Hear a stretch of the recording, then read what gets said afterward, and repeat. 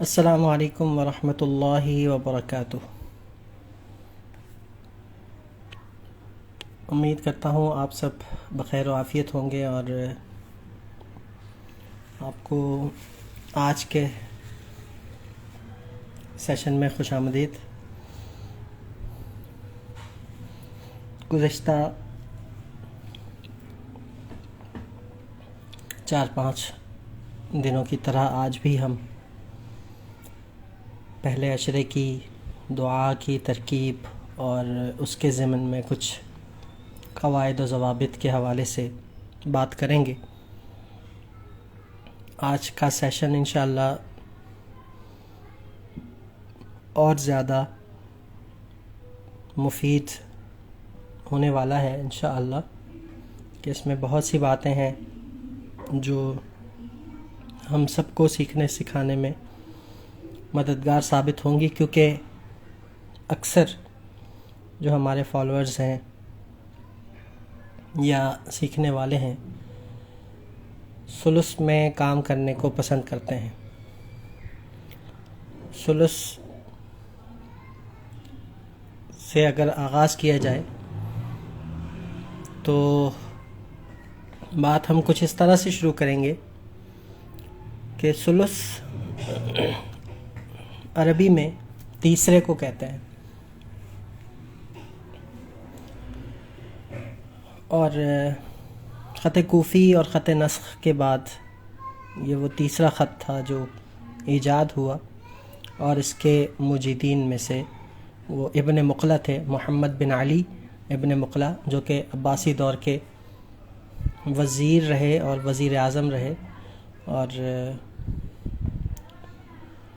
اپنے علم و فضل کی وجہ سے جانے جاتے تھے۔ یہی وجہ تھی کہ حاسدین نے طرح طرح کے بہتان باندھ کر ان کو جیل کی نظر کر دیا، اور جیل میں انہوں نے بجائے اس کے کہ فارغ بیٹھتے 6 نئے خطوط ایجاد کیے اور 3 قرآن کریم لکھے، جن میں ان کا ایجاد کردہ دوسرا خط وہ خط ثلث تھا۔ خط ثلث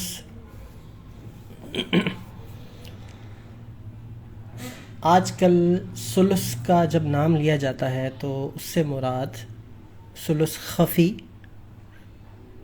جس کا دوسرا نام ثلث عادی اور جس کا تیسرا نام ثلث مسلسل، اس کو یہ کہا جاتا ہے۔ مغالطہ یہ ہے، غلطی یہ ہے آج کل کہ ہم ثلث کا نام لے کر ثلث جلی مراد لیتے ہیں، جبکہ ثلث جلی وہ الگ کیٹیگری ہے اور ثلث وہ الگ کیٹیگری ہے۔ تو جب بھی آپ ثلث کہیں تو اس سے مراد وہ سیدھا سیدھا خط ہوتا ہے جو کہ بالکل یکے بعد دیگرے الفاظ لکھے ہوئے ہوں، چھوٹے قلم سے لکھے ہوئے ہوں اور سیدھی ریکٹینگل ترکیب میں ہوں۔ کمپوزیشن میں جب اوپر تلے الفاظ موٹے قلم سے کسی بھی شیپ میں لکھے ہوئے ہوتے ہیں تو وہ ثلث جلی کہلاتا ہے۔ جلی اور خفی میں عام طور پر یہی مغالطہ ہے آج کل کے سیکھنے والوں کو، چونکہ بتانے والے بتاتے نہیں ہیں، اور پاکستان میں رواج ہی ثلث جلی سے خطوط کو سکھانے کا ہے، اس طور پر سیکھنے والے کو بھی ثلث خفی کے حوالے سے کچھ پتہ نہیں چلتا۔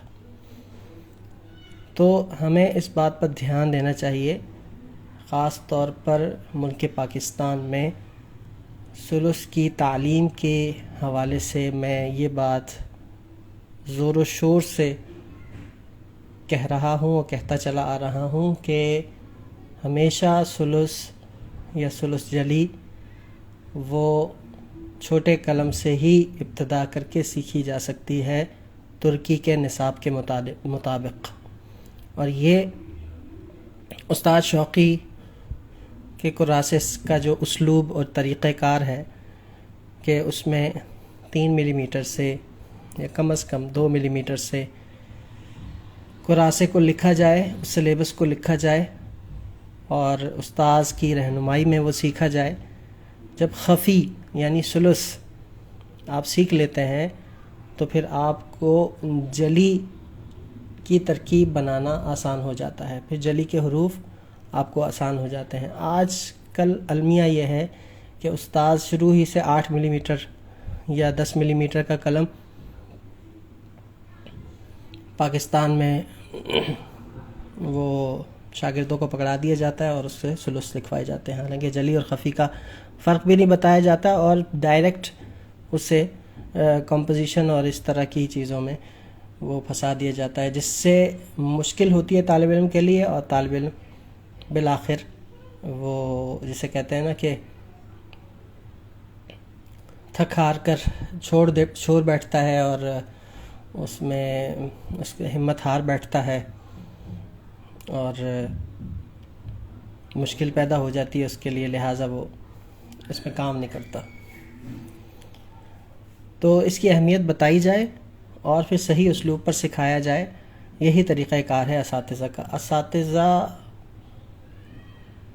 ثلث جلی میں تب لکھتے ہیں جب ان کو کوئی جلی کی کمپوزیشن بنانی ہو، تب اس کمپوزیشن کی مشق وہ جلی میں کریں گے، ورنہ خفی کی ہمیشہ مشق مفردات مرکبات کی وہ چھوٹے قلم سے ہی کرتے ہیں، حتیٰ کہ وہ جو کمپوزیشن جلی میں بنانے جا رہے ہیں اس کو بھی وہ فائنل چھوٹے قلم سے ہی کرتے ہیں، بعد میں جا کر پھر اس کو بڑا کر کے اس کو فائنلائز کیا جاتا ہے۔ تو اس طور پر ہم ثلث جلی کی بجائے ثلث خفی، جسے صرف ثلث خفی، ثلث عادی، ثلث مسلسل یہ کہا جاتا ہے، اس پر کام کریں، اس کو بہترین طریقے سے سیکھیں، کیونکہ اس کو سیکھنے سے ہمیں سطر نویسی اور الفاظ کی بناوٹ اور چھوٹے قلم سے لکھنے میں آسانی ہوگی، تبھی جا کر ہم جلی قلم کو صحیح طور پر صحیح زاویوں پر استعمال کرنے کے قابل ہو جائیں گے۔ تو جنہوں نے سلام بھیجا ہے تو وعلیکم السلام ورحمۃ اللہ وبرکاتہ، آپ سب کو خوش آمدید کہتا ہوں، اور آپ اپنے فالوورز کو بھی ہماری یہ ریکویسٹ آگے شیئر کر سکتے ہیں تاکہ وہ بھی ہمیں جوائن کریں اور زیادہ سے زیادہ لوگ آج کے سیشن سے فائدہ اٹھا سکیں، کیونکہ آج ایسی بہت ساری باتیں ہیں جو انشاءاللہ آپ کو یا تو پہلے سننے کو نہیں ملی ہوں گی یا پھر آپ نے اس پر غور نہیں کیا ہوگا۔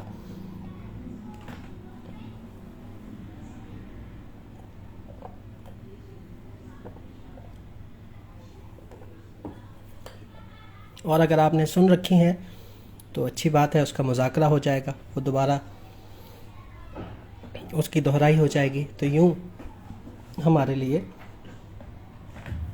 بڑا ہی فائدہ مند ہوگا۔ ثلث کی طرف ہم آتے ہیں۔ جب بھی آپ ثلث، پہلے تو میں تھوڑا سا مزید اس کا تعارف کروانا چاہوں گا، یقیناً آپ لوگ انتظار کر کے ہی ہمارے اس سیشن تک آپ نے رسائی حاصل کی ہوگی، تو میں کچھ تاریخی اعتبار سے، روایتی اعتبار سے جو طریقہ کار ہے اس کو پیش کر دوں کہ یہاں آپ دیکھیں کہ اب یہ ثلث ہے، یہ ثلث ہے۔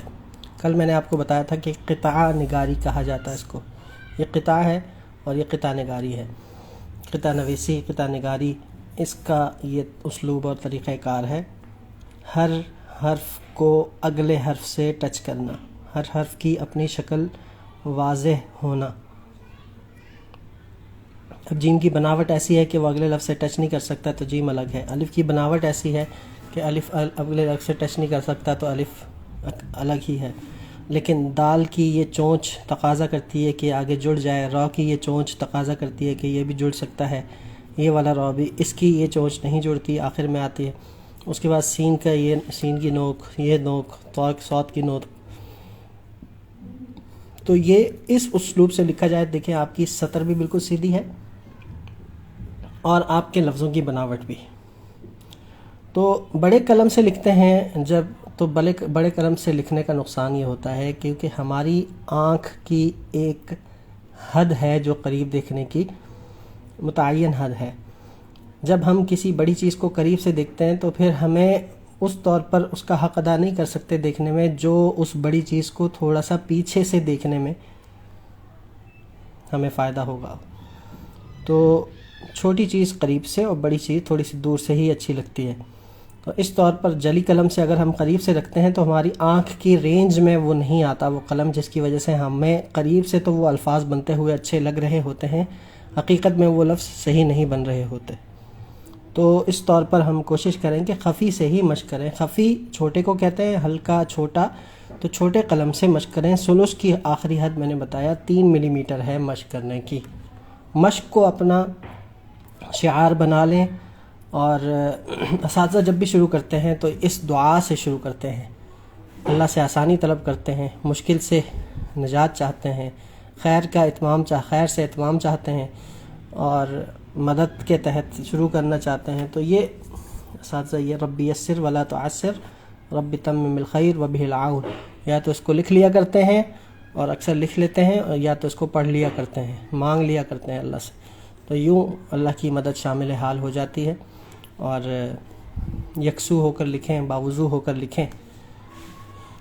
اور پھر اس طور پر اس کی یہ جو آپ کی الف سے یا تک مشق ہے، جب بھی کوئی کام آپ کرنے بیٹھیں خطاطی کے حوالے سے، تو شروع میں مشق کے طور پر الف سے یا تک ایک دفعہ دہرا لیں، ایک دفعہ لکھ لیں، تاکہ آپ وہ وارم اپ ہو جائیں. آپ جب وارم اپ ہو جاتے ہیں تو پھر آپ کے لیے آگے کی ٹریننگ آسان ہو جاتی ہے.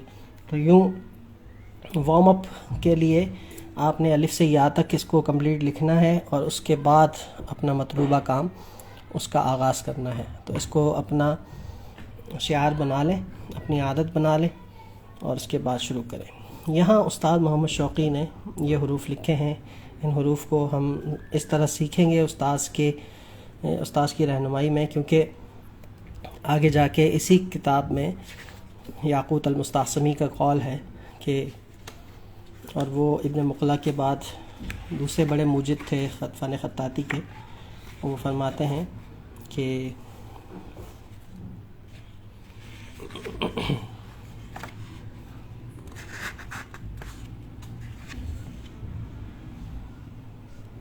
بلکہ ان کا تو دوسرا قول ہے، یہ حضرت علی رضی اللہ تعالیٰ عنہ کا قول ہے کہ الخط مخفی فی تعلیم الاستاذ، کہ خط استاذ کی تعلیم میں وہ پوشیدہ ہے، اس کے راز، اس کی حقیقت. وقوامہ فی کثرت المشق، اور اس کی جو تقویت ہے یہ کثرت مشق سے یہ تقویت پاتا ہے، یہ مضبوطی پاتا ہے. اور آگے جو یاقوت المستعصمی کا قول ہے وہ یہ کہ الخط ہندست روحانیہ، یہ روحانی جیومیٹری ہے جو کہ اس جسمانی آلے کے ذریعے سے ظاہر ہوئی ہے، یعنی کہ ہاتھ کے ذریعے سے. تقویٰ بالادمان، یہ جب ہمیشگی اس میں پائی جاتی ہے، دوام پایا جاتا ہے، تو اس کو تقویت ملتی ہے. اور تضعف بالترک، اور چھوڑ دینے سے یہ کمزور پڑ جاتا ہے. پھر حضرت علی رضی اللہ تعالیٰ عنہ قول ہے کہ اکرموا اولادکم بالکتابہ، کہ اپنے اولاد کا کتابت یعنی خطاطی کے ذریعے سے ان کا اکرام کرو. فإن الکتابۃ من اہم الامور، اس لیے کہ یہ فن خطاطی کتابت یہ اہم الامور، بہت ہی اہم امور میں سے ہے. وأعظم السرور، اس بات کو غور سے دیکھیں، وأعظم السرور، اور بہت ہی عظیم اس کے اندر سرور پایا جاتا ہے. وقال، اور یہ بھی فرمایا کہ علیکم بحسن الخط، کہ تم پہ لازم ہے خط کو اچھا کرنا، اس لیے کہ فإنہ من مفاتیح الرزق، اس لیے کہ رزق کی چابیوں میں سے چابی. تو ہم رزق کی چابی کو تلاش کرنے کے لیے خط سیکھیں تو یقیناً رزق کے مسائل بھی ہمارے حل ہو جائیں گے، کیونکہ یہ حضرت علی رضی اللہ تعالیٰ عنہ کا فرمان ہے، اور وہ خود بھی کاتب تھے، اچھا لکھنے والے خطاط تھے. تو ہم نے رزق کا معاملہ اپنے سر لے لیا اور اپنے معاملات اللہ کے سپرد کر دیے. تو ہم جب اپنی طور پر محنت کریں گے تو رزق جو دینے والی ذات ہے وہ ہمیں انشاءاللہ ضرور عنایت کرے گی. اخلاص کے ساتھ فن کو سیکھیں، اور اس طور پر نہیں کہ ہم اس کے ذریعے سے کوئی پیسہ کمائیں، اس طور پر نہیں، بلکہ اخلاص کے ساتھ ہم فن کی خدمت کے طور پر اس کو سیکھیں، اس کو سکھائیں، اور پھر اللہ تعالیٰ دیکھیں کس طرح ہم پر رزق کے دروازے کھولتا ہے.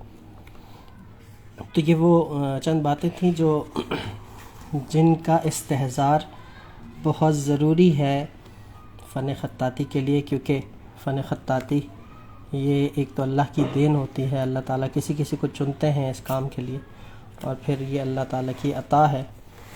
اور اس کے لیے پھر دل کا صاف ہونا بھی بہت ضروری ہے کہ صفائے خط صفائے دل است، کہ خط کی صفائی وہ جو ہے وہ دل کی صفائی میں ہے. جتنا آپ کا دل صاف ہوگا، نیگیٹو چیزوں سے بالکل پاک ہوگا، اس قدر آپ کے کام میں اس کی جھلک اور صفائی نظر آئے گی.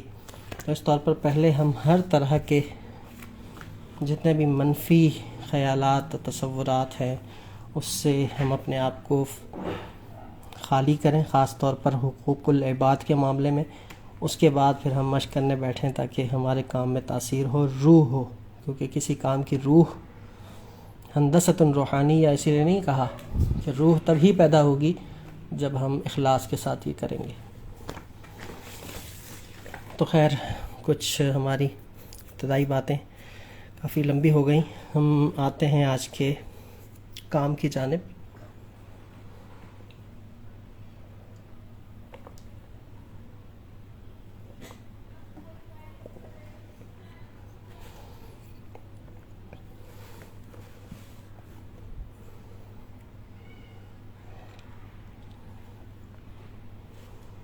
رب اغفر وارحم کی ترکیب ہم کرنے جا رہے تھے. تو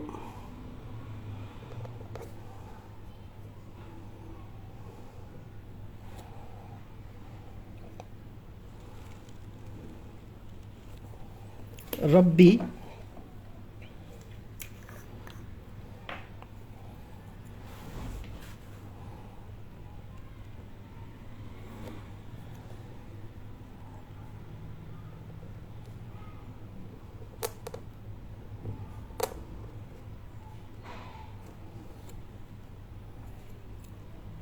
اسی طرح سے اچھا لگتا ہے کیونکہ یہ را کا فلو ہے، اور را کے بعد جو با، اس کا جو یہ سٹروک ہے، اس کے اوپر با کا یہ سٹروک زیادہ اچھا لگتا ہے، جبکہ اس نوک کے بعد اساتذہ با کا نقطہ وہ لگا دیا کرتے ہیں، جیسا کہ آپ استاد شوقی کے ربی یسر میں بھی ملاحظہ کر سکتے ہیں.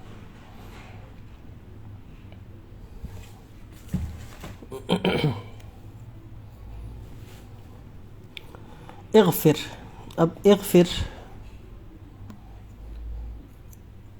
الف ایسا حرف ہے جو کہ کسی بھی لفظ کے اوپر آ سکتا ہے، ورنہ خط ثلث میں، ثلث خفی کی بات کر رہا ہوں، الفاظ اوپر نیچے اوپر نہیں آتے، کسی لفظ کے بیچ میں نہیں آتے سوائے الف کے، اور لام الف کراس کرتا ہے. تو اس طور پر ابھی ہم ذرا ترکیب پر دھیان دیں گے، اس کے بعد ہم خط پہ آئیں گے. اغفر، اس میں ہم سمپل اگر بنانا چاہیں تو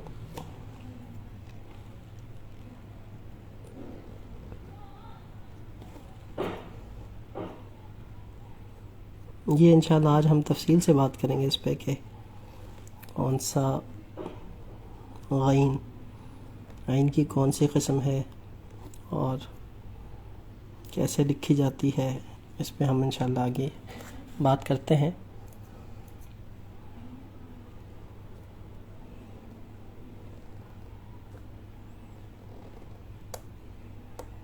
اس میں یہ جو اوپر جانے والی نوکیں ہوتی ہیں ان کو تھوڑا چھوٹا رکھا جاتا ہے تاکہ اگلا لفظ جوائنٹ کرنے میں آسانی ہو، اور جب جوائنٹ کریں اگلے حرف کو اس سے تو وہ زیادہ اوپر نہ جائے. یوں اوپر جائے گا تو لائن ہماری اوپر چلتی چلی جائے گی، جبکہ ہم نے سیدھی لائن قائم کرنی ہے. یہ ہماری لائن ہے، اور میں نے آپ کو بتا دیا تھا کہ اساتذہ پہلے حرف کو لکھتے ہی لائن کی سیدھ سمجھ جایا کرتے تھے، یا نقطہ لگا دیتے تھے جس سے وہ لائن کو سمجھ میں آ جایا کرتی تھی. رب اغفر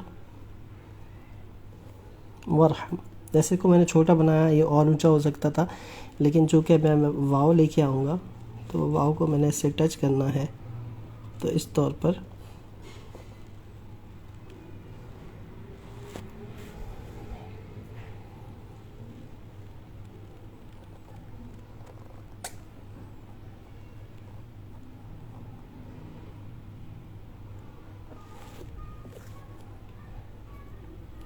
اب دیکھیں آہستہ آہستہ یہ تھوڑا نیچے، یہ تھوڑا سا اس سے اوپر، سیدھی لائن اگر ہم قائم کریں تو دیکھیں یہ ہلکا سا یہ اوپر ہو گیا، ہلکا سا ہم اوپر جاتے ہیں، ہلکا ہلکا بالکل ایک قد کے برابر۔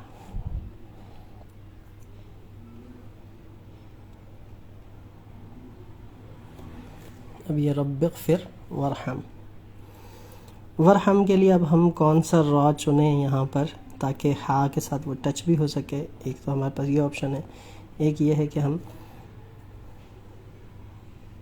مجھے جو بہتر لگ رہا ہے وہ یہ والا را۔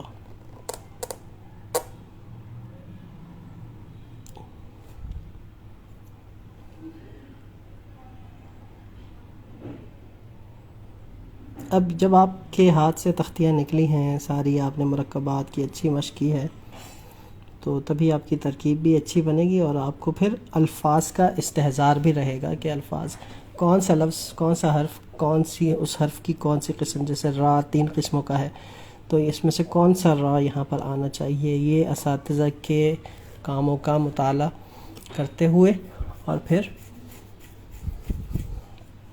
جگہ کی، ترکیب کی مناسبت کو دیکھتے ہوئے یہ آپ نے فیصلہ کرنا ہوگا۔ تو یہ آپ کے لیے بہت ضروری ہے کہ اس کو آپ ذہن نشین رکھیں۔ اب آگے باری آتی ہے ہا اور میم کی۔ تو یہاں پر ہمارے پاس جیسے کہ ہم استاد شوقی کے خلاصے میں دیکھیں تو یہ 3 قسمیں ہیں، اس کے علاوہ بھی آ سکتی ہیں، لیکن جیسے کہ اب میں را کو لے کے آتا ہوں، میں نے را لکھا ہے، یہ یہاں ٹچ ہوگا تو اس کے بعد یہ ایزیلی نیچے آ سکتا ہے، یہ یہاں اس کو کھینچ سکتے ہیں۔ یہ چونکہ ہم نے یہ نہیں رکھنا، اس وجہ سے اس کو ہم ترجیح دیں گے۔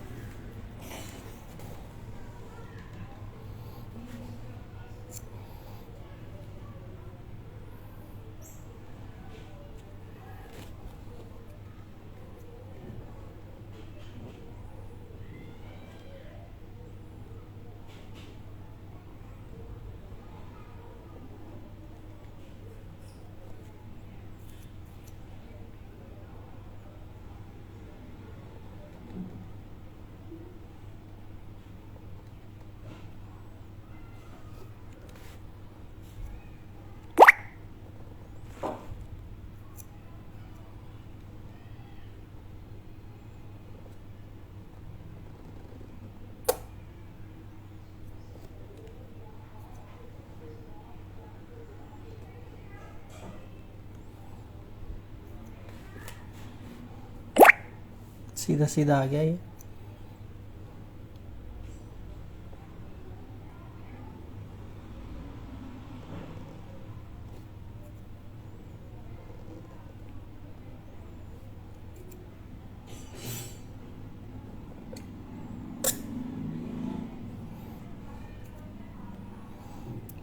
جب ہمارے پاس 2 اس طرح کے دائرے مسلسل ہوں تو پھر اس میں ردھم وہ تھوڑا سا کم بنتا ہے، ایک دائرہ اور ایک مرسلہ، ایک مدورہ ایک مرسلہ، ایک گول ہو آگے خنجر والی را یا واو اس طرح کے آ رہے ہوں، جیسے کہ یہ کیا پھر واو بنایا، پھر یہ کیا پھر واو بنایا، تو اس طرح زیادہ خوبصورتی پیدا ہوتی ہے۔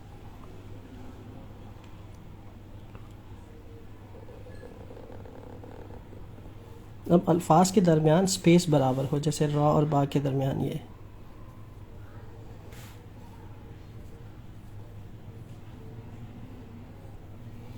تاکہ ایک فلو نظر آئے۔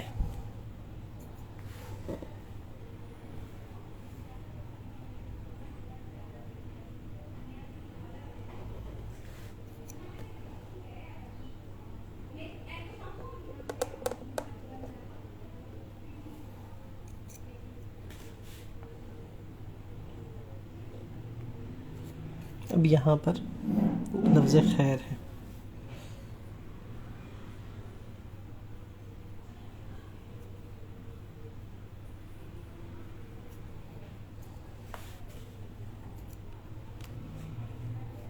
تو لفظ خیر بہت سارے طریقوں پر لکھا جا سکتا ہے، لیکن ترکیب کو جو دیکھتے ہوئے ہم لفظ خیر لکھیں گے وہ یہ والا ہے۔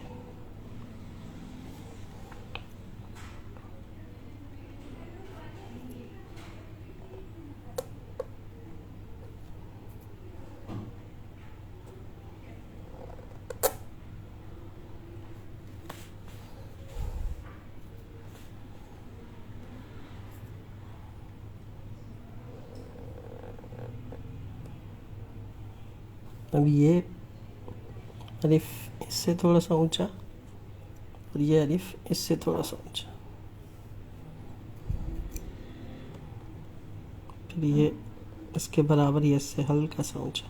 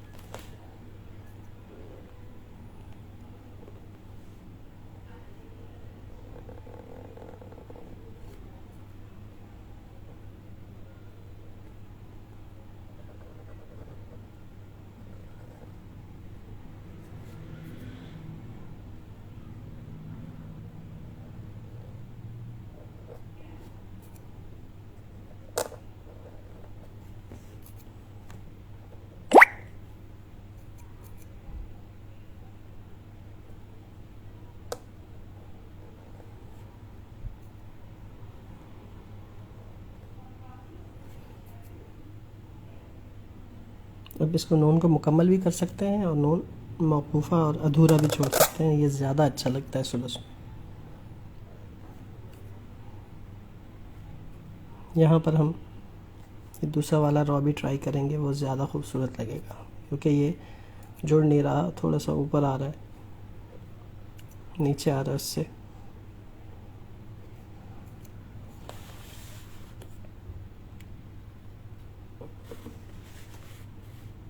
یہ دیکھیں،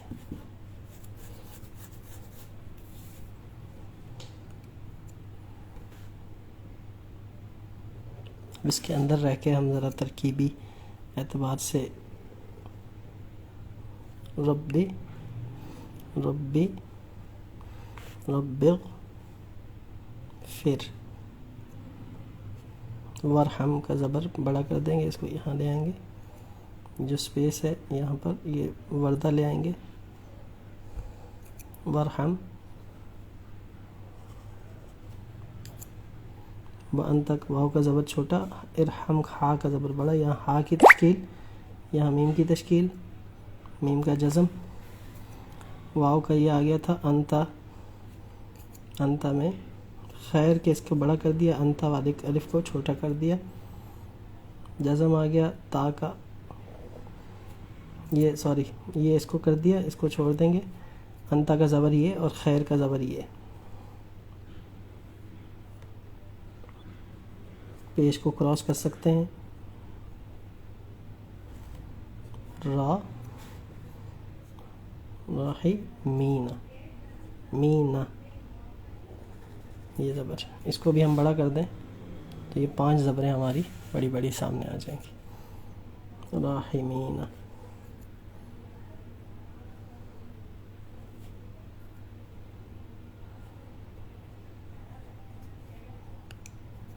اور راحمینہ بھی کر سکتے ہیں، اور پڑھنے میں راحمین ہے تو جزم بھی لگا سکتے ہیں، عطاتی میں یہ اصول چلتا ہے، چلتا نہیں ہے بلکہ بالکل یہ اصول ہے۔ اچھا، یہ تھوڑا سا ترکیب یہاں تو صحیح اوپر جا رہی ہے، یہاں تھوڑی نیچے گرتے ہوئے محسوس ہو رہی ہے، دیکھیں اس سے نیچے آ گیا، تو ہم اس کو ذرا سیٹ کرنے کی کوشش کرتے ہیں۔ اب ہم ذرا اپنے خط کو بھی آہستہ آہستہ بہتر کریں گے۔ اچھا، اس میں ہمارے پاس ایک آپشن یہ بھی ہے اخفر میں کہ ہم الف کو، اب ہم ذرا آپشنز کی طرف آتے ہیں۔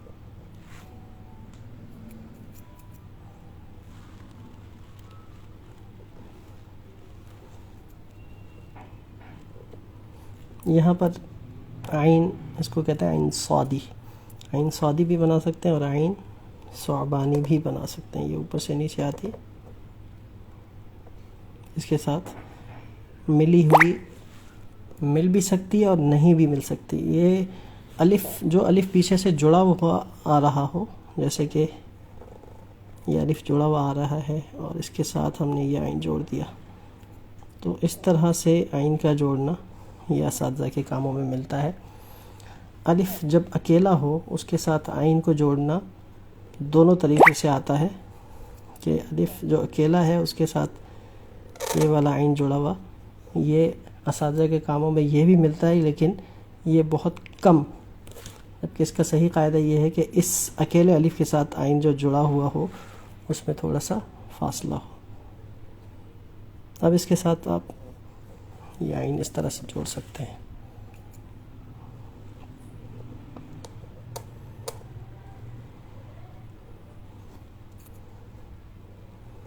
اب اس میں یہ عین کی یہ مثال آ گئی, پھر فا کے ساتھ را کی 3 قسمیں ہیں, تو ہم یہ اس کو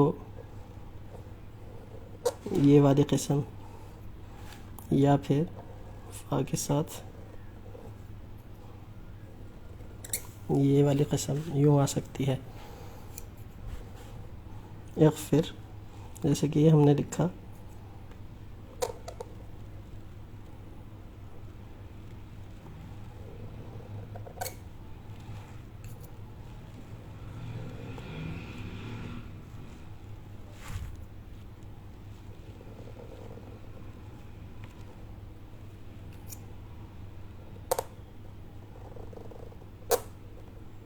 یہ والا واو,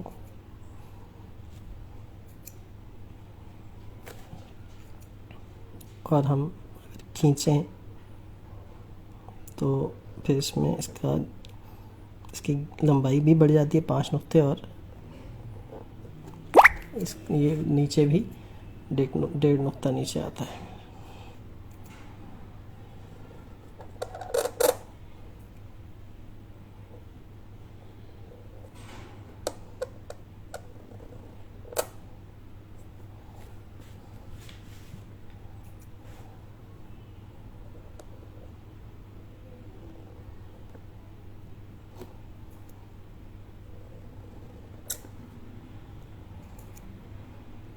آج سے ہم یہ شروع کریں گے انشاءاللہ. جیسے کہ اب یہ میں انہی 5 خطوط میں کام کرتا ہوں, جن کے 5 سیشن آج ہمارے مکمل ہو گئے انشاءاللہ الحمدللہ. اس میں یہ کرنا ہے کہ اب آئندہ جو ہمارے پاس پہلے عشرے کے دن باقی بچے ہیں ان میں آپ نے مجھے انہی خطوط میں پریکٹس کر کے دکھانی ہے اسی دعا کی. یا پھر ہم کل اگر سیشن رکھتے ہیں تو کل پھر ہم اسماء الحسنہ پہ بات کریں گے, اور وہ ہم مختلف جو ہے وہ, جیسے کہ شروع کے اگر ہم 5 نام لے لیتے ہیں اللہ کے, تو 5 ناموں کی 5 خطوط میں ہم مشق کریں گے کل انشاءاللہ.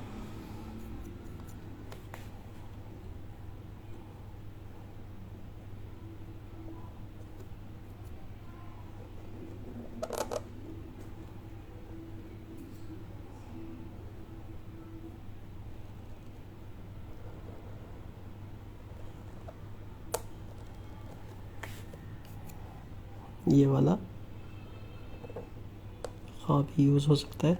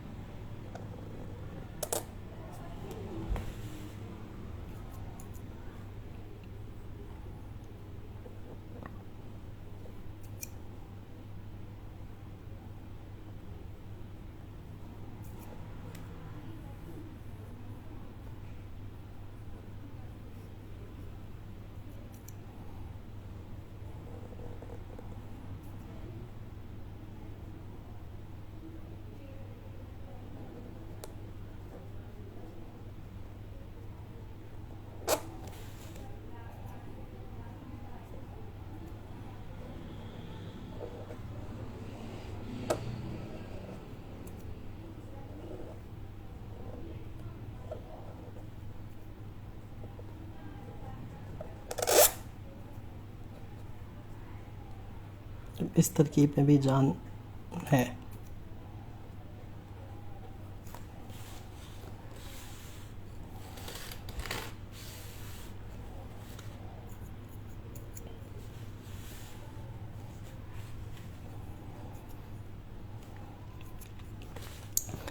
ایک چیز ثلث جلی میں اور ثلث میں آپ دیکھیں کہ ہم ثلث میں دائروں کا استعمال بھی کرتے ہیں، جہاں اس طرح کے غین آ جاتا ہے، جیسے کہ اغفر ہے۔ تو کیا ثلث میں خفی کی بات کر رہا ہوں، اس طرح کے دائروں کو لانا ٹھیک ہے یا نہیں؟ تو بالکل ٹھیک ہے، اگرچہ اس کا استعمال کم ہے، لیکن اساتذہ نے ثلث میں بھی دائرے استعمال کیے ہیں۔ یہاں ہا بنا دیں، یہاں خا بنا دیں، یہاں ہا بنا دیں دائرے والا۔ یہ بھی، اور اس کی مثال میں آپ کو قراسے سے ہی دوں گا، کیونکہ قراسہ ہمارے پاس دلیل ہے اساتذہ کے کاموں کا، ان کے کاموں کا نچوڑ ہے۔ تو اس طور پر آپ یہ دیکھیں، یہ آپ کے سامنے آ گیا، استاد شوقی نے لکھا ہے، یہ غین کو ملایا ہے، اور اسی طرح سے انہوں نے یہ اعوذ باللہ میں 2 جگہ عین کو ملایا، 3 جگہ عین، یہ عین واو پورا دائرے والا عین بنا کے واو نکالا، پھر عین کے ساتھ یہ۔ تو یہ ہمارے پاس دلیل ہے کسی کام کی۔ تو اس طرح اور دیگر اساتذہ جنہوں نے خفی میں کام کیا ہے، ثلث خفی میں، ان کے کاموں میں ہمیں یہ ملتا ہے۔ تو اس چیز کو آپ نوٹ کیجئے گا اور اپنے کام میں لائیے گا۔ ہم یہ والی ترکیب فائنل کریں گے، اور اس میں یہ والا را اختیار کر کے پھر ہم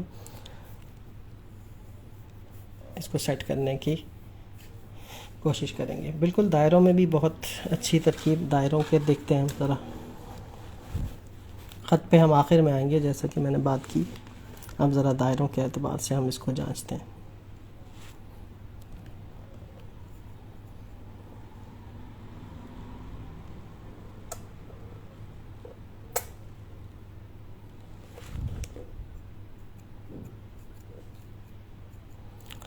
خفی اور جلی کے جو بات آپ نے سوال پوچھا، یہ میں بالکل اپنے سیشن کی ابتدا میں اس پہ میں تفصیلی بات کر چکا ہوں۔ آپ جب ہمارا یہ سیشن اینڈ ہو جائے گا تو انشاءاللہ یہ انسٹاگرام پر سیو بھی رہے گا، اور پھر یوٹیوب چینل پر بھی یہ میرے موجود رہے گا، تو وہاں آپ تفصیلی اس پہ میری بات سن سکتے ہیں، اس کو سمجھ سکتے ہیں۔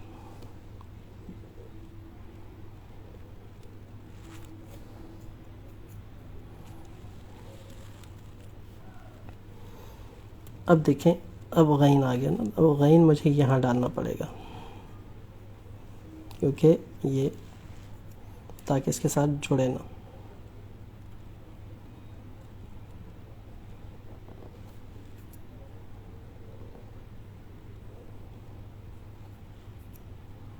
لیکن عام طور پر اس کا استعمال خفی میں اساتذہ نہیں کرتے، یہ بات میں آپ کو بتا دوں۔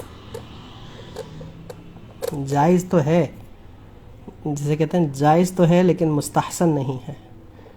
جائز تو ہے لیکن افضل اور بہتر یہی ہے کہ آپ اس کا استعمال کم کریں، کیونکہ پھر وہ جو ردھم ہے نا لائن کا، جو ثلث کا اصل مقصد ہے، جو ردھم اور فلو ہوتا ہے ایک کمپوزیشن میں، وہ پھر پیچھے رہ جاتا ہے۔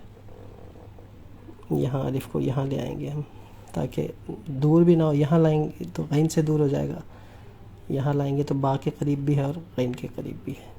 اور اس کو اور آپ نے ذرا اس کا کمبینیشن اور کنیکشن بنانا ہے، تو اس کو غین کو آپ یہ ثعبانی بنا دیں۔ کافی ڈیٹیل سے میں آپ کو بتا رہا ہوں، بگنر اور انٹرمیڈیٹ اور ایڈوانس ہر قسم کے لوگ اس کو سمجھ سکتے ہیں۔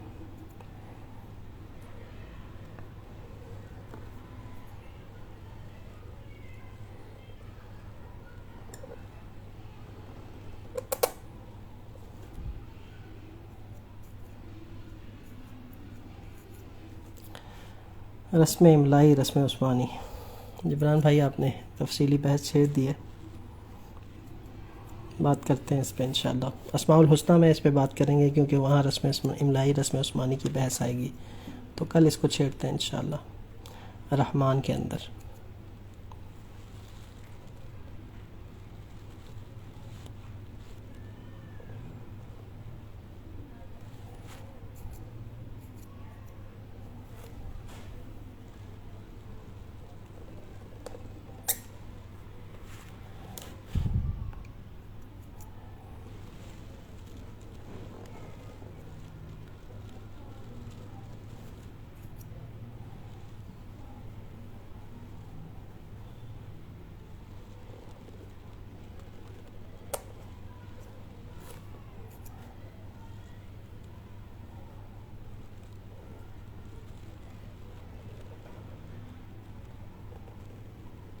جیسے دیکھیں یہاں یہ دائرہ آئے گا اس کے برابر، لیکن یہ پھر ہمیں جو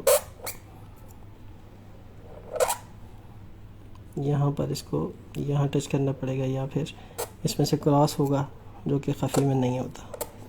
ایسی چیزیں آ جاتی ہیں پھر اس میں.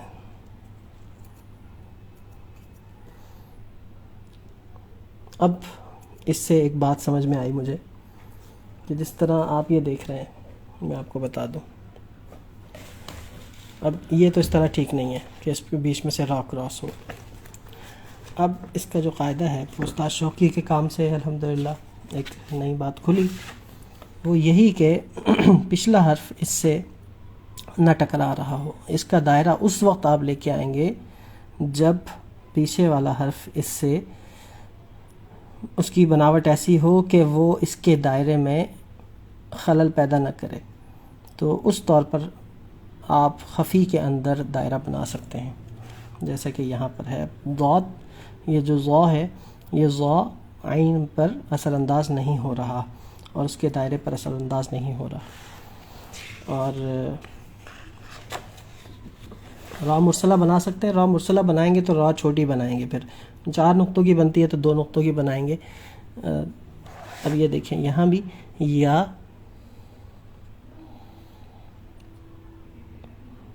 یہ دیکھیں یا متاثر نہیں ہوا اور عین بھی متاثر نہیں ہوا. پھر الف اور عین دو الگ الگ ہیں. یہاں بھی دیکھیں عین سے پہلے الف تھا جو کہ عین سے پہلے ہی ختم ہو گیا. یہاں انہوں نے اگر آپ بغور دیکھیں تو یہ بھی اس سے ٹچ نہیں ہو رہا.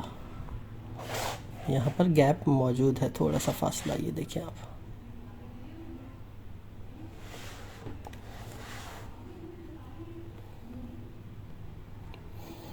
آج کے سیشن کے بعد بات کر سکتے ہیں. جنہوں نے بات کرنی ہو میسج کر دیجیے گا واٹس ایپ پہ. یہ اب دیکھیں عین اثر انداز نہیں ہوا کسی لفظ پر، اور اس سے پہلے والا جو ما قبل ہے وہ بھی ایسا لفظ ہے کہ وہ عین پر اثر انداز نہیں ہوا، اور عین کے بعد والا بھی ایسا حرف ہے کہ جو عین پر اثر انداز نہیں ہوا. استاد شوقی 150 سال قبل وفات پا چکے ہیں تقریباً، اور کیا ہی بات ہے. یہ استاد شوقی نے 1290 ہجری میں لکھا تھا اور آج 1443 ہجری چل رہی ہے. استاد شوقی 14 سال کی عمر میں اپنے استاد سے انہوں نے اجازہ حاصل کر لیا تھا، استاد سے سرٹیفکیٹ لے لیا تھا، اور ان کے استاد ان کے ماموں تھے استاد محمد خلوصی افندی. اور ان کے بارے میں استاد سامی افندی جو ثلث جلی کے اب تک کے مایہ ناز خطاط مانے جاتے ہیں، وہ بھی انہی کے زمانے کے تھے. تو یہ تھوڑا پہلے کے تھے، ان کی وفات بعد میں ہوئی. تو وہ کہا کرتے تھے استاد شوقی کے بارے میں کہ شوقی اگر غلط لکھنا چاہے نا تب بھی غلط نہ لکھ سکے. یعنی شوقی کی اتنی مشق تھی کہ وہ اگر غلط بھی لکھیں گے تو وہ صحیح ہو جائے گا. غلط ان کے قلم سے سرزد ہی نہیں ہوتا تھا، اس قدر وہ مشاق تھے. اور 24 قرآن کریم لکھے اور 12 قرآن سے لکھے اپنی زندگی میں انہوں نے، جس کا ایک منہ بولتا ثبوت یہ ہے کہ کئی قصیدے، کئی کتابیں اور پتہ نہیں کیا کچھ. اور جتنا بھی خطاطی سے ان کے پاس مال آتا تھا تو وہ فقیر فقراء میں اللہ کی راہ میں خرچ کرتے تھے، اور جو ان کی سرکاری طور پر تنخواہ تھی وہ اپنے پاس رکھتے تھے، اس سے گزر بسر کرتے تھے.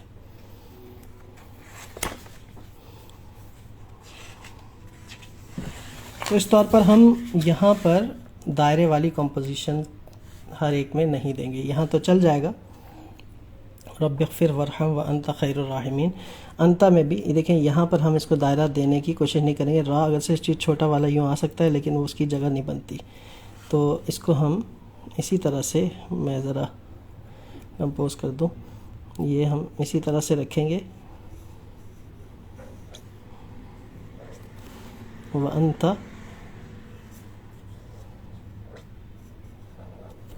اب دیکھیں یہ جو خیر ہے اس کو بھی ہم لاتے ہیں تو پھر وہ دائرہ متاثر ہوتا ہے. تو دائرہ بھی متاثر ہوتا ہے, ہماری ترکیب کا فلو بھی متاثر ہوتا ہے.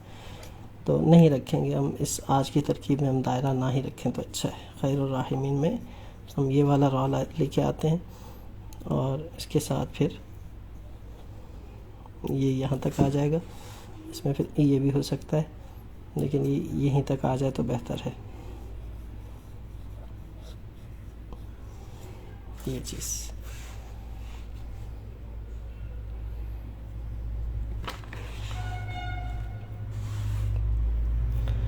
اب ہم ذرا اس ترکیب کو قلم سے ادا کرنے جا رہے ہیں انشاءاللہ.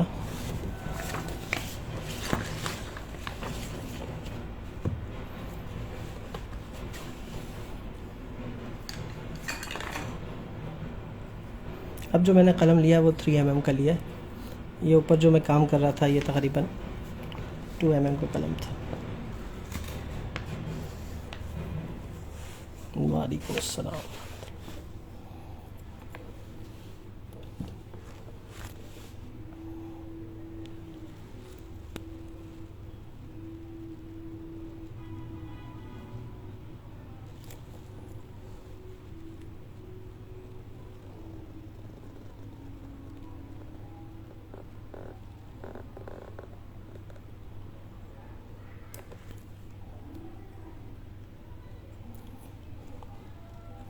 جی بالکل, میں پاکستانی ہوں الحمدللہ اور کراچی سے ہوں.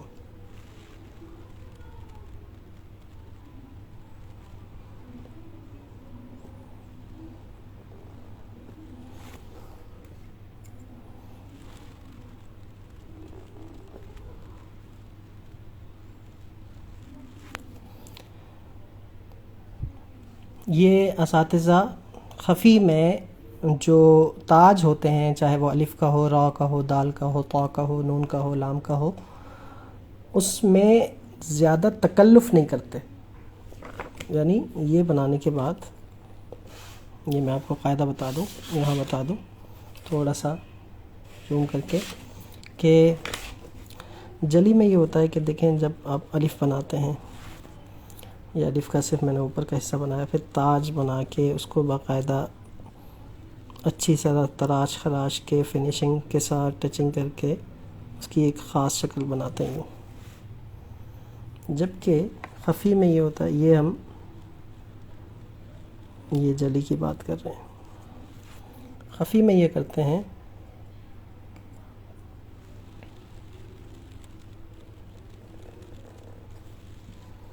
کہ یہ بنا کے مشق میں اساتذہ یوں چھوڑ دیتے ہیں, یا پھر نہ بھی چھوڑیں تو ہلکے سے بل اوپر والے نوک سے بس یہ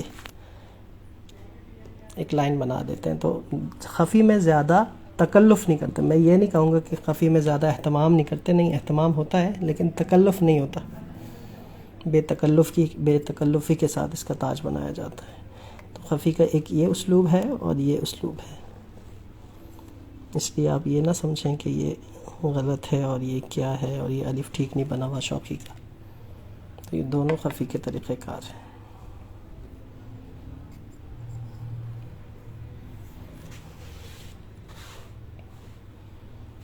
اس میں آپ کو بعض دفعہ یہ بھی نظر آئے گا کہ یہ بناتے وقت تھوڑی سی بے تکلفی میں یہ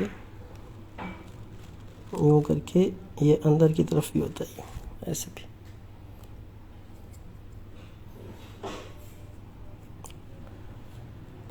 خفی اور جلی کا فرق جاننے کے لیے اس سیشن کو آپ دوبارہ دیکھیے گا سیشن کے اینڈ ہونے کے بعد.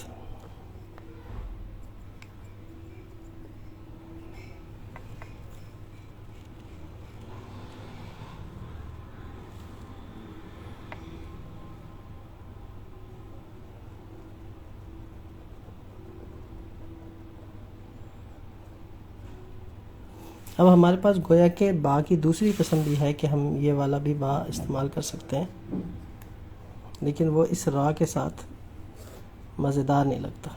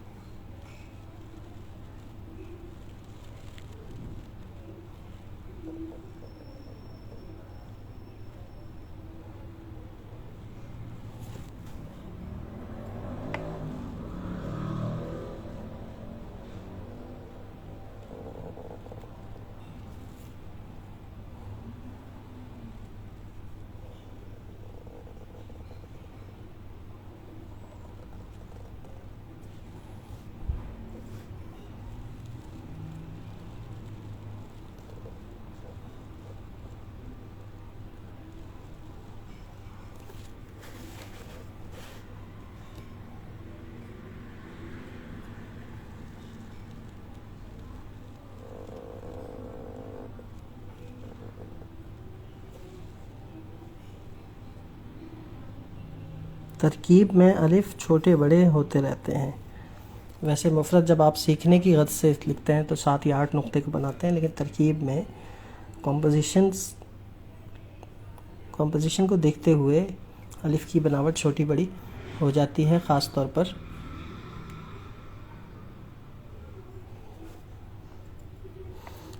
جلی میں۔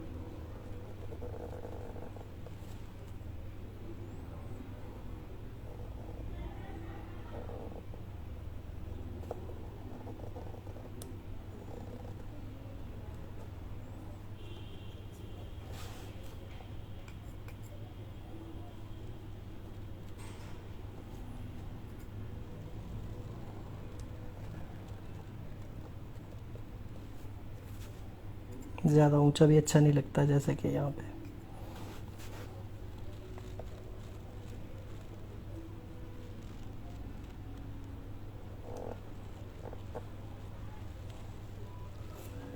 ایسی صورت میں چھوڑ دینا چاہیے، جو اس کا فطری شکل بنتی ہے وہی اس کے لیے بہتر ہے۔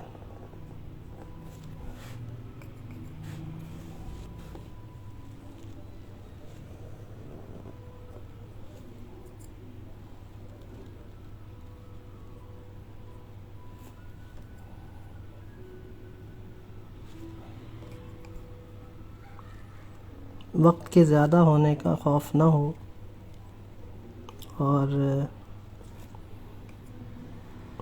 آپ لوگوں کے بور ہونے کا خوف نہ ہو تو ہم سیشن بہت زیادہ لمبا بھی رکھ سکتے ہیں، لیکن دیگر مصروفیات بھی ہیں جنہیں رمضان میں، کیونکہ یہی وقت ہوتا ہے کام کرنے کا بھی۔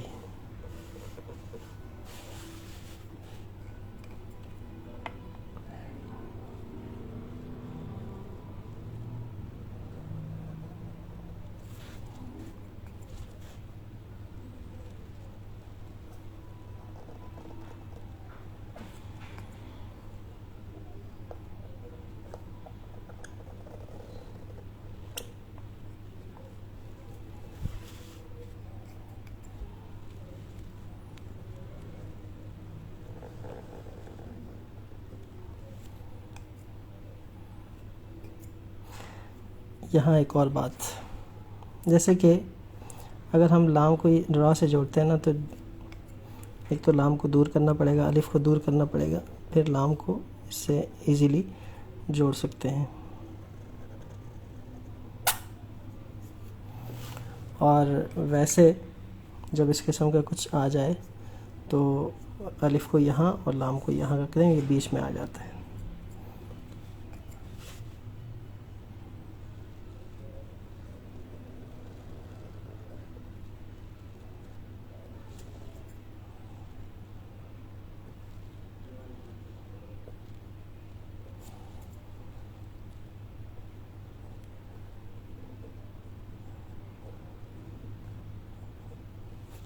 آپ کو بھی لگ رہا ہوگا کہ میں تھوڑی سی جلدی کر رہا ہوں۔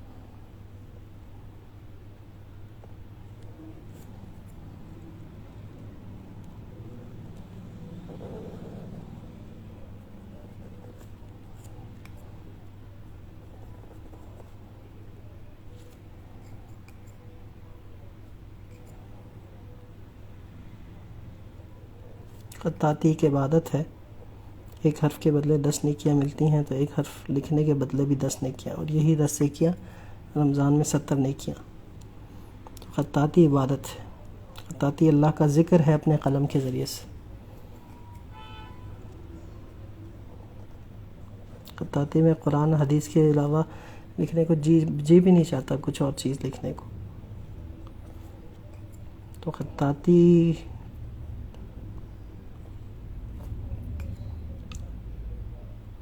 روح کی غذا ہے۔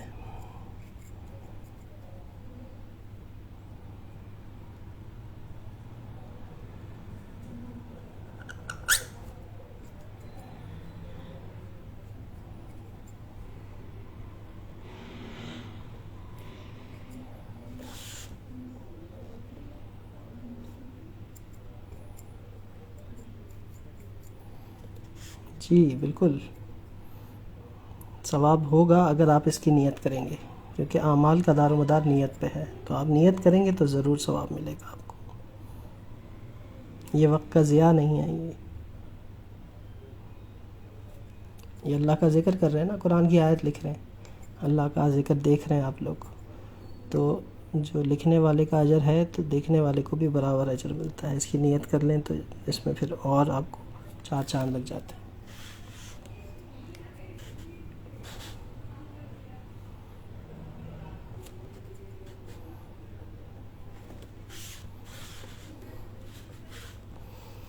اب جو خط ثلث کے جو اعراب ہوتے ہیں وہ 1/3 سے ہوتے ہیں، قلم کا 1/3۔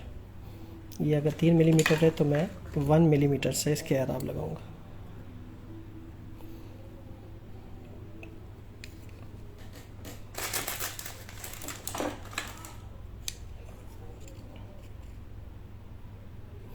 اب یہ 3 mm ہے تو میرے پاس 1/3 یہ ہے۔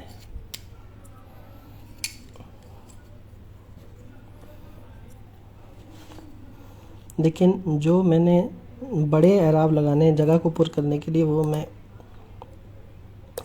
اسی قلم سے لگاؤں گا جس سے میں لکھ رہا ہوں۔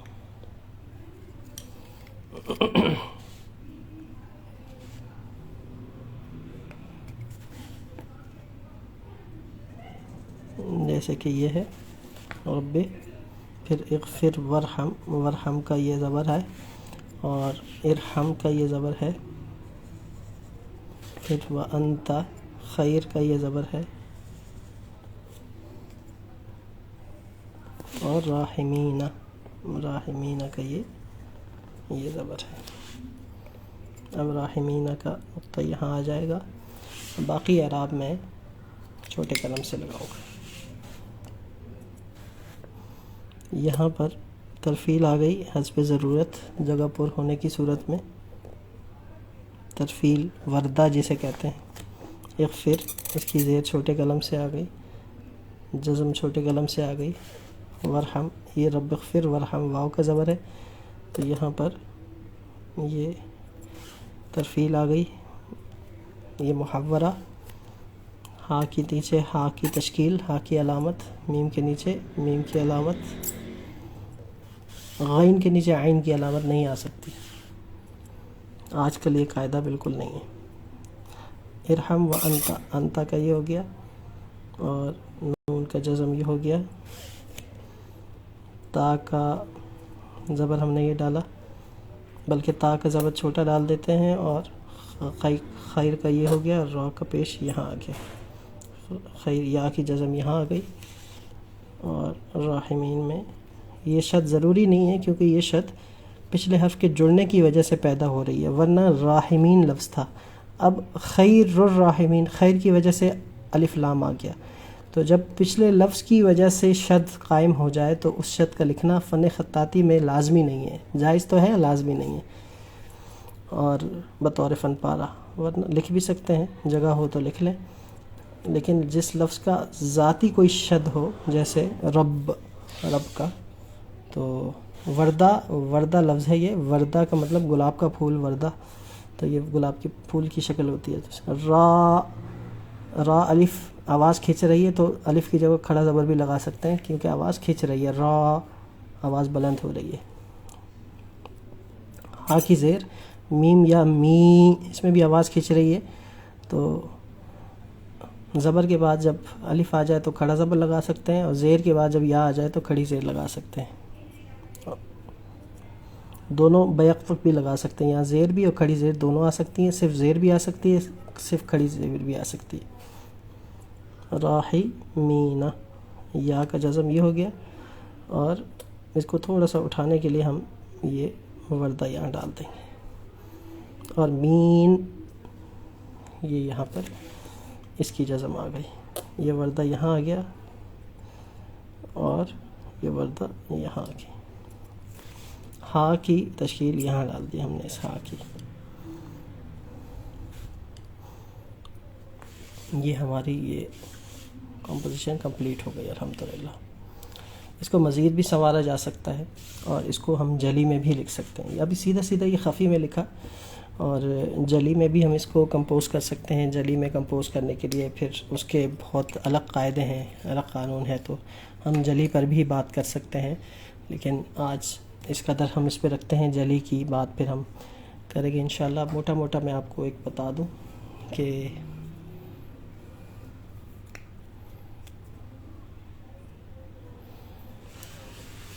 جی بالکل، جو پروننسیشن کی بات کر رہی ہیں آپ، اسی طرح یہ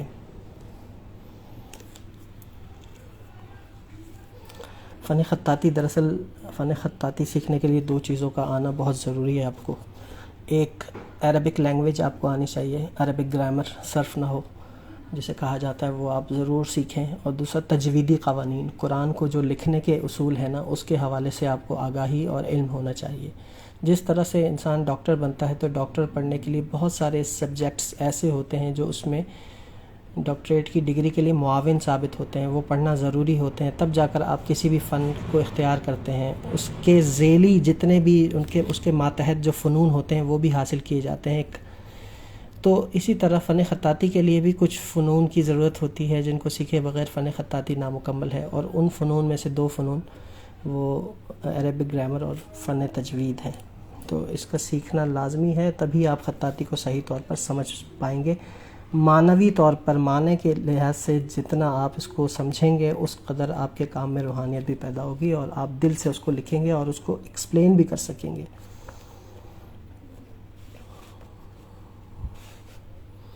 اب جیسے یہی رب بھی ہے،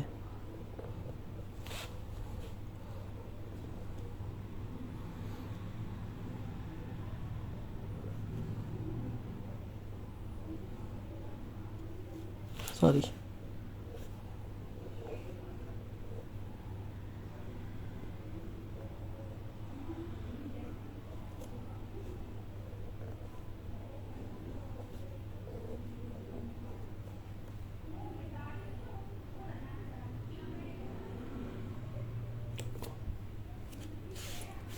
سوری یہ زیر نہیں ڈالی میں نے, یہ زیر یہاں آئے گی.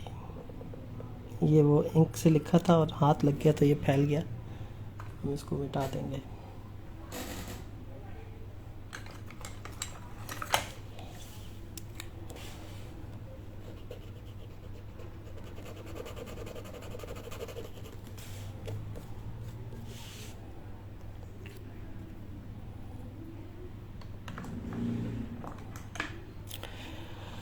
زبر زیر کے قوانین الگ ہیں. ترفیل چھوٹی بناتے ہیں, ترفیل چھوٹی ہی وردہ میں چھوٹی ہوتی ہے. اور دیکھیں ایک منٹ میں ذرا اس پہ بات کر لوں. اس کو ہم ایسے کر کے رب اغفر واو کو یہاں سے لے کے آ جائیں گے, اور اغفر کو ہم یہ لے کے آئیں گے, پھر ارحم یہ ہو گیا,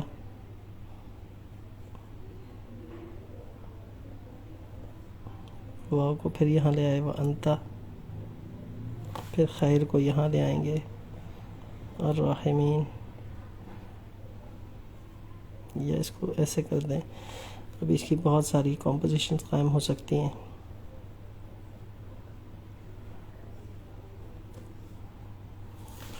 دیکھیں یہ اوپر تلے بھی آ گیا نا, ترکیب اس کی اچھی سی ترکیب بن سکتی ہے.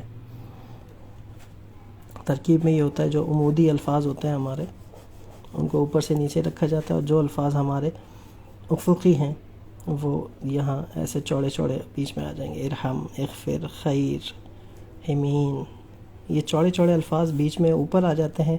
اور یہ جو ہوتے ہیں یہ چیز ہوتی ہے, اس میں طویل الفاظ ہوتے ہیں وہ اوپر سے نیچے آ جاتے ہیں, وہ لمبے ہوتے ہیں اور یہ اس کے ضمن میں آ جاتے ہیں یہ والے الفاظ.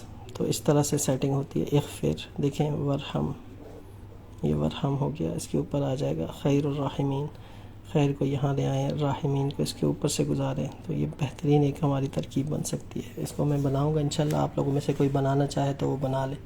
ترکیب جلی کے الگ قوانین ہیں, تو اس پہ انشاءاللہ ایک نشست اور رکھیں گے ہم ذرا رمضان میں ہی جلی پر. آج خفی کی بات ہو گئی. ترفیل کی بات جہاں تک آپ کی تو ترفیل میں بھی دو قسم کے اصول ہیں اور دو قسم کے انداز ہیں. وہ یہ کہ ثلث جلی میں ترفیل اور وردہ یہ تکلف کے ساتھ اس طرح بنایا جاتا ہے, جبکہ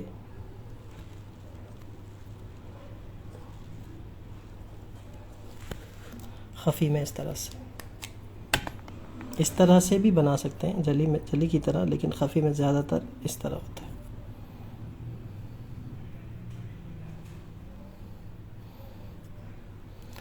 ثلث کی مشق کے لیے نب بھی یوز کر سکتے ہیں بالکل, لیکن جو فطری انگ اگر آپ اپنے کام میں لے کر آنا چاہتے ہیں تو قلم سے ہی لکھیں.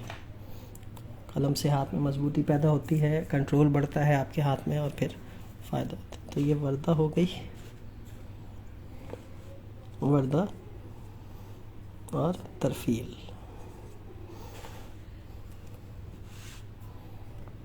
یہ تشکیلات پہ بھی ہم انشاءاللہ ایک کلاس رکھیں گے, جب جلی کی کلاس رکھیں گے تو تشکیلات پہ بھی بات کریں گے انشاءاللہ.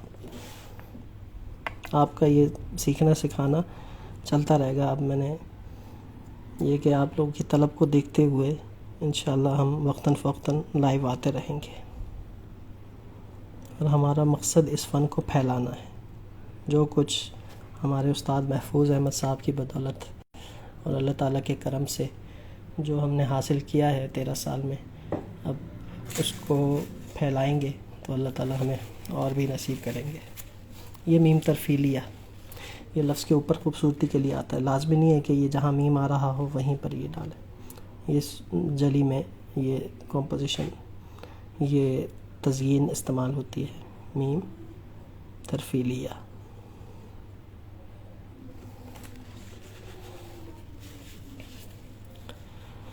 میرے خیال میں آج کے لیے اتنا کافی ہے، اور اس کی آپ تصویریں اگر آپ کو چاہیے ہوں تو پھر آپ مجھے میسج کر دیجیے گا، میں آپ کو اس کی تصویر وغیرہ بھیج دوں گا۔ ویڈیو آپ دیکھ سکتے ہیں انسٹاگرام پہ بھی اور میرے یوٹیوب چینل پہ بھی، اور یوٹیوب چینل پہ مجھے دیکھیں گے تو مجھے تھوڑے سے ویوز بھی مل جائیں گے، اور یہ بھی ضروری ہوتا ہے آج کل، تو اس کو میں وہاں بھی ڈال دوں گا اور یہاں بھی ڈال دوں گا۔ اور آپ کا بہت بہت شکریہ کہ آپ لوگوں نے اس قدر محبت سے 1 گھنٹہ جڑے رہے اور سیکھنا سکھانا ہمارا چلتا رہا۔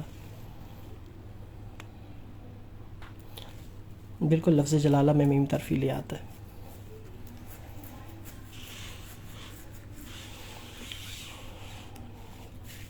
بہت بہت شکریہ، دعا میں یاد رکھیے گا، اور فی امان اللہ، اللہ حافظ، السلام علیکم ورحمۃ اللہ۔